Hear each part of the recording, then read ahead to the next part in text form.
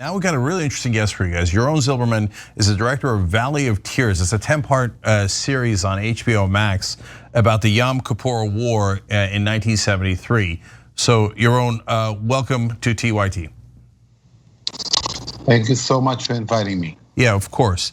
So what I want to do, Yaron, first is show a quick part of the series, and then I want to come back and talk about it. So let's watch together. יואב, אתם כאן 13 לוחמים, הם יעלו את כל הגדוד שלהם. זה 300, יש 300 חיילי קומנדו! סורי! נכון. אתה עולה בכל מה שזז, אתה מבין אותי? כל מה שזז! יואב, תקשיב לי, הם יפרצו פנימה ואז הם ישחטו אתכם. ואז הם יחקרו אותנו ויוצאים איתנו מידע. הצבא לא מבין מה קורה פה. רק אתה מבין. מסתבר שכן. אז תירגע. ותקשור. הכל בסדר, יש לנו לפחות עוד שעתיים שלוש להעביר פה עד שהתגבורת תגיע. שעתיים שלוש זה יותר מדי. גידי, תביא את... אם אין להם את המידע שלנו זה יכול גם לחסל את כל המדינה. תקשיב יואב, תגיד להם שאנחנו צריכים עכשיו תקשורת. מה, אתה מפריע לי? אתה מוכן לסתום את הפה שלך? אתה יודע מה יעשו לנו בשבי? חזוק, זה מה שיעשו לנו. יושיבו אותנו על מות ברזל חד ומשומן שיקרנו את פיית הבעל מבפנים. ניגס, מידע, עקבה, את הוושת זיקרנו, את הסטנק יסבר עליו לאכול. את הוושת זיקרנו, את הוושת זיקרנו.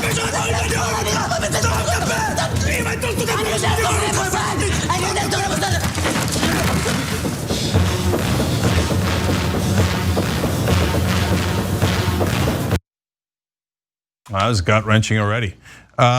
Okay, so let's start at the beginning though.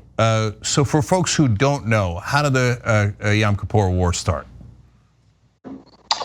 Yom Kippur starts in October 6, 1973, about 2 p.m., actually 5 minutes to 2 p.m. They both, a combination of the Egyptian army in the south and the Syrian army in the north attacked simultaneously. Israel was totally taken by surprise. And because of that surprise, it meant that I would call them low-ranking soldiers who were guarding the borders were under extreme attack from artillery, hundreds and hundreds of, or actually thousands of tanks and planes. A very devastating first few days of war until the reserve is being organized and come to the help. And that's when things starts to, more or less balance in terms of power of war power. Yeah. By then, there's so many casualties. It's horrible and devastating. We're telling the story of the first 3 days in the north. Okay, got you. So that was back when Israel used to take significant casualties. That doesn't happen anymore. But there was 10,000 killed, wounded, or captured during that war in 1973 on the Israeli side. And so it says in the summary that the soldiers didn't know that this could have been avoided by leaders that they trusted. So tell us what that means from the Israeli point of view. What that means is Israel, as a background, Israel was in a euphoric state of mind. In 1967, just 6 years before the Yom Kippur War, Israel won a war, what's called the 6-day war. And in 6 days, Israel managed to really crush the Egyptian and Syrian army, especially with its significant and talented air force, devastating these armies in 6 days. So the result of that was the Israelis felt that nobody will ever dare to attack Israel because they know what Israel for the IDF is capable of. And with that euphoria, both the Syrian and the Egyptian built an army, big armies with the help of the Soviet Union. The reason being that they wanted to take back land that were occupied in 1967 war. Right, and well, that didn't happen. Of course, it got worse for the Arab armies and countries. And so, what do you think that did to the psyche of Israel back then? And it might be a different story now, but I'm curious about back then. Back then, I would say it started a major protest against the government. It changed Israel forever. So there was Israel before Yom Kippur War and after Yom Kippur War. And mainly in terms of before that, there was the government was made of what's called Mapai in Israel, which are more socialist parties, mainly of Ashkenazi descent, which means Jews that came from Eastern Europe and European countries that were leading. And there was a trust that they know what they're doing. They know they take care of society. We let them run the show, and they know how to run the show. And what Yom Kippur War did was to show Israelis that was farthest from the truth. That actually these leaders were not doing their job right in terms of getting the information right. Once you get the information, how to execute upon them, how to prepare the army in the right way for a moment of attack, and simultaneously as politicians to be able to make peace rather than war, because eventually, the Egyptians started the war to get the Sinai Peninsula back that was occupied in 1967, and now they got it after the war. Sadat came to Israel and we had this peace. So the question is, did we need that war? Was that war actually a real necessity, or were we able to do the peace process not after the casualties, but before the casualties? It's a major question. There are major arguments about it. Historians, very smart historians on both sides of this argument argue, and they're all valid arguments. I believe that a peace could have been achieved without casualties. It just called for people to be really, really brave and courageous, but also, to have a grand vision. Yeah, which rarely happens, but it happens once in a while. And it, as you point out, it did happen after the war, and it's a thing that Jimmy Carter does not get enough credit for. He brought Begin and so right, you're so right. Thank you. So he brought Begin and Sadat together, and it was not easy. It was a very, very difficult peace to strike, but he literally would not let him leave until they had a peace deal. He kept canceling their helicopters back to their airport, and so now, but Yaron, now I'm gonna get a little bit beyond Valley of Tears and ask you for your personal opinion. Are we perhaps in the same boat now, where the West Bank is still occupied and Gaza Strip obviously does not control its own borders, etc.?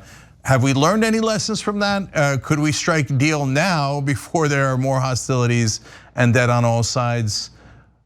Or as Israel's psyche changed so much, as evidenced by constantly re-electing Netanyahu, that perhaps it's just not possible anymore? Well, I think it's always possible. I think that one has to change the whole, conception of the Israeli society towards the Palestinian people, and vice versa, the Palestinian to change their perception of the Israelis.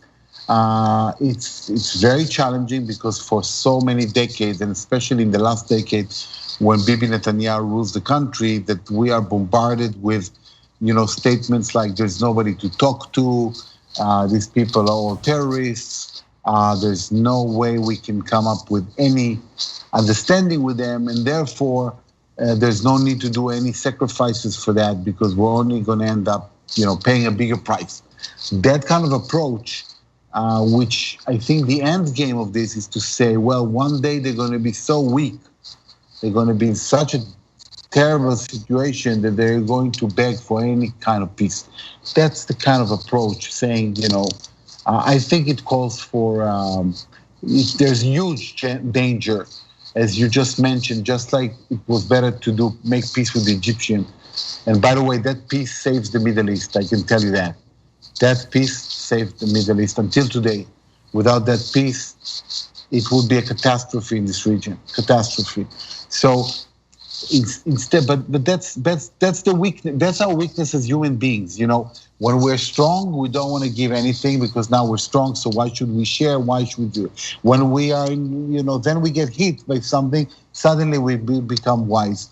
I think it's hard for us to control it. Again, for that you need a visionary leader that is willing to take major risks, career-wise. In case of Yitzhak Rabin, you can see that he paid with his life. Major risk, and look at Sadat. Sadat was also assassinated in Egypt. It takes a visionary, otherwise it's not going to happen. And right now, the regime right now is anything but wanting to make any peace with our neighbors. Yeah, so I got to ask you about one last fun thing before we end, but I couldn't agree more.